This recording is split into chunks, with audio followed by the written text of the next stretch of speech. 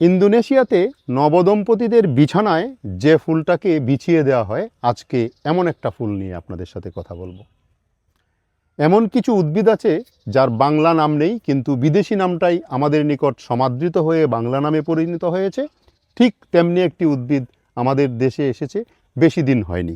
আমি তার পাশেই দাঁড়িয়ে আছি। এখনও অনেকের কাছে তেমন পরিচিতি পায়নি, কিন্তু তাদের নিকটাত্মীয় আতা বা নোনা বহু বছর ধরে আমাদের নিজস্ব উদ্ভিদ হিসাবে আমাদের দেশে আছে। হয়তো একদিন এই উদ্ভিদটিও আধিক্য বিস্তার করবে এবং কেউ হয়তো এর বাংলা নামকরণ করবেন। যাই হোক, এদের ফুল সম্পূর্ণ প্রস্ফুটিত হলে দেখতে যেহেতু সামুদ্রিক স্টার বা স্টারফিশের মতো মনে হয়, তাই সেই দিক থেকে বিবেচনা করলে একে আমরা হলদে তারা নামকরণ করতে পারি। এটা আমার একটা প্রস্তাবনা রইল। যাই হোক, একে বলা হয় ইলাং ইলাং। ইলাং ইলাং থেকে প্রাপ্ত এসেনশিয়াল অয়েল অ্যারোমা থেরাপিতে ব্যবহার করা হয়। মালয়েশিয়া ও ফিলিপিন্সে পারফিউম তৈরির ক্ষেত্রে এদের বিশেষ কদর রয়েছে। এইসব দেশে এই উদ্ভিদকে ইলাং ইলাং বা ইলাং ইলাং নামে পরিচিত। এদের ফুল থেকে প্রাপ্ত এসেনশিয়াল অয়েল অ্যারোমা থেরাপিতে ব্যবহার করা হয়। এছাড়াও এই উদ্ভিদ পারফিউম ট্রি নামে পরিচিত। এটি পেরিনিয়াল সপুষ্পক অ্যানোনেসি গোত্রের উদ্ভিদ, অর্থাৎ আতা পরিবারভুক্ত উদ্ভিদ, যার উদ্ভিদতাত্ত্বিক নাম হলো ক্যানাঙ্গা ওডোরাটা। চমৎকার সুগন্ধিযুক্ত একটি ফুল। এদের আদিনিবাস ইন্দোনেশিয়া, তারপর সেখান থেকে 19 শতকে মালয়েশিয়া ও ফিলিপাইনে এসে এদের বিস্তার ঘটে। বর্তমানে কিছু কিছু শৌখিন তরুপ্রেমীর বাগানে বাংলাদেশে এদের দেখা যায়, এবং অবশ্য সেটার সংখ্যা খুব কম। এরা খুবই দ্রুত বর্ধনশীল উদ্ভিদ, প্রতি বছর প্রায় 16 ফুট পর্যন্ত বৃদ্ধি পেতে পারে। এদের 6 পাপড়ি বিশিষ্ট সবুজাভ হলুদ ফুলগুলি লম্বা বৃন্তের সাহায্যে নিচের দিকে ঝুঁকে পড়ে, দেখতে অনেকটা সামুদ্রিক স্টারফিশের মতো। আপনারা নিশ্চয়ই দেখতে পাচ্ছেন। ফুল থেকে বাষ্পীয়পাতনের মাধ্যমে এসেনশিয়াল অয়েল পৃথক করা হয়, যা অ্যারোমা থেরাপিতে ব্যবহার করা হয়। অনেকের ধারণা এটা উচ্চ রক্তচাপ কমাতে সাহায্য করে, সেবাম সিক্রেশন কমিয়ে ত্বকের তারুণ্য ধরে রাখতে সাহায্য করে এই উদ্ভিদ থেকে প্রাপ্ত এসেনশিয়াল অয়েল। অনেকে একে কামোদ্দীপক হিসাবেও বিবেচনা করে থাকেন। ইলাং ইলাং থেকে প্রাপ্ত তেল পারফিউমারি ইন্ডাস্ট্রিতে প্রচুর ব্যবহার করা হয়, তবে বিশেষ কিছু পারফিউম তৈরিতে এর বিকল্প নেই। যেমন শ্যানেল 5 তৈরিতে বিশেষ কাঁচামাল হিসাবে ইলাং ইলাং তেল ব্যবহার করা হয়ে থাকে।